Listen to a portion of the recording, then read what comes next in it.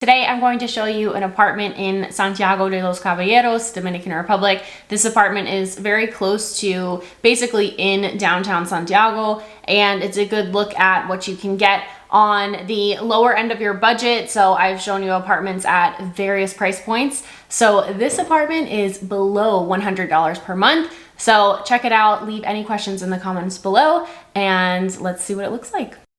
Let's start with the entrance. There goes my new neighbors. That cat's pregnant. I don't know what I'm gonna do because this is their turf. Okay, so this is my apartment that I just rented. I have not finished moving in. I have to fumigate the place, and there was an emergency move, so I don't have everything that I need. This is the way to go in. This is like the dining slash kitchen area, or some people, I won't usually set up like a couch and stuff. I don't need a couch. I don't entertain people, so I'm just gonna keep it as it is with my little table. I need to buy some chairs. Again, this was an emergency move.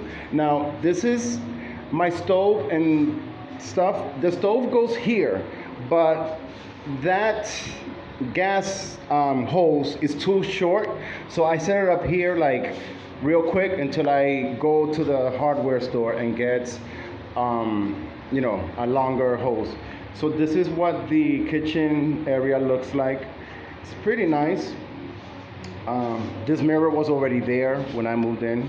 Hi everybody. Hi. Okay, so this is the bedroom. Again, I have not, it was an emergency move, so I didn't have everything that I need. I'm having a base made for this bed. This is, again, I also need to put something here, so I just covered it real quick. This is like the closet space. This is like a deep closet, but then there's this one as well. This is, and then there's like all this storage space up there. It's a pretty basic bedroom. Dominican Republic, usually they don't put doors in their closet or like bathrooms and stuff. So here's the little, now here's the bathroom. Again, it was an emergency move. Today's Sunday, I'm real lazy, but it's a small shower. I need to get the shower curtain, of course.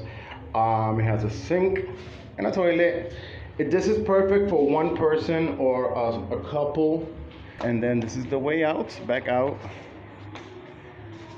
This apartment costs 4,200 pesos a month. The electricity is separate, but in my case, because I won't be consuming a lot of electricity, I might get a fridge. I wouldn't be paying more than like 200 or 300 pesos a month for electricity.